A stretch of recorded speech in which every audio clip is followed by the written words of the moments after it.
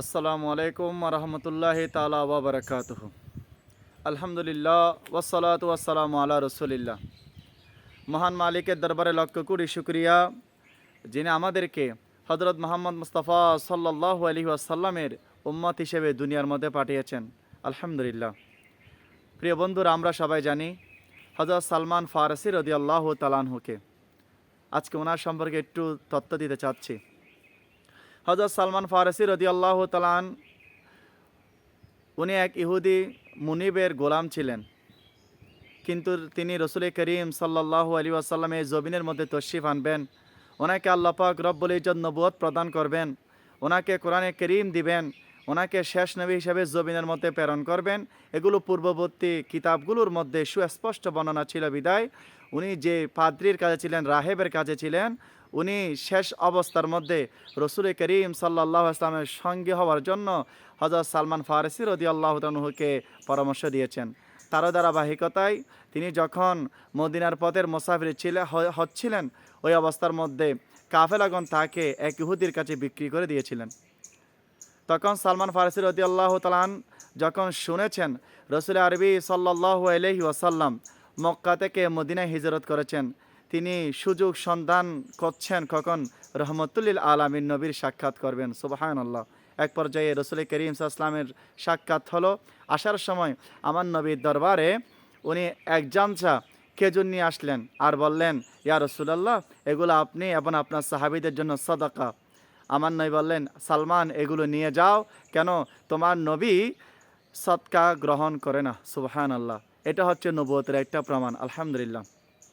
এর পরের দিন সালমান ফারসি রাদিয়াল্লাহু তাআলা পুনরায় নবীর দরবারে আসলেন। আসার পরে বললেন, ইয়া রাসূলুল্লাহ, আপনার জন্য এই হাদিয়া এনেছি। আমার নবী সাল্লাল্লাহু আলাইহি ওয়াসাল্লাম এই হাদিয়া গ্রহণ করলেন আর সাহাবীদেরকে বললেন, তোমরাও গ্রহণ করো।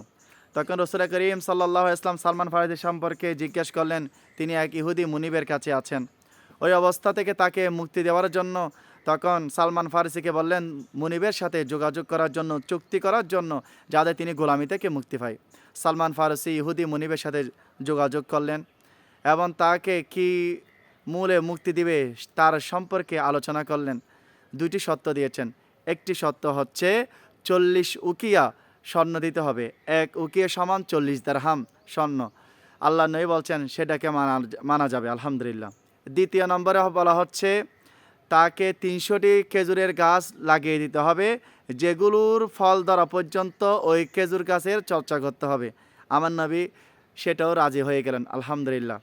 সাহাবীদেরকে ডাকলেন। ডাকার পরে এই আলোচনা করার পর সকল ধনাঢ্য সাহাবীরা ঐক্যমত পোষণ করে সালমান ফারসির জন্য 40 উকিয়া স্বর্ণ দিয়ে দিলেন। সুবহানাল্লাহ। এরপরে হচ্ছে 300টি খেজুরের চারা। আমার আকা রহমতুল্লাহ আলামিন নবী বীজ নিলেন এবং আপন হাতে 299টি চারা রোপণ করেছেন। যে বছর রোপণ করেছেন আল্লাহর রহমতের কুদরতের বদৌলতে ওগুলো বড় হয়েছে এবং সেখানে ফল ধরেছে। আলহামদুলিল্লাহ। একটি চারা ব্যতীত, একটি চারা হযরত ওমর বিন খাত্তাব রাদিয়াল্লাহু তাআলা রোপণ করেছিলেন।